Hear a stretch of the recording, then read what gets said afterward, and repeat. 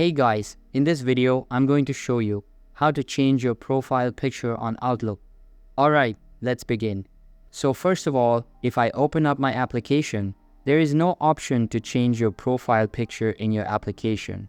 So what you have to do is to simply open up any kind of browser that you are using, and you just have to search for outlook.com, and you just have to log in with the account in which you want to change your profile picture.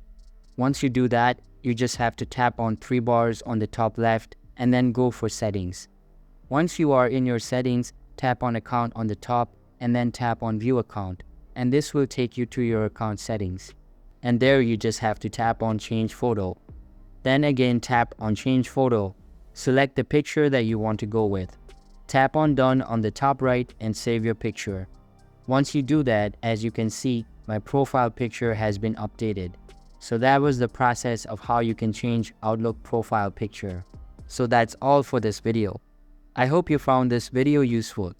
If you did, make sure to like this video and subscribe the channel. See you guys in the next video. Thanks.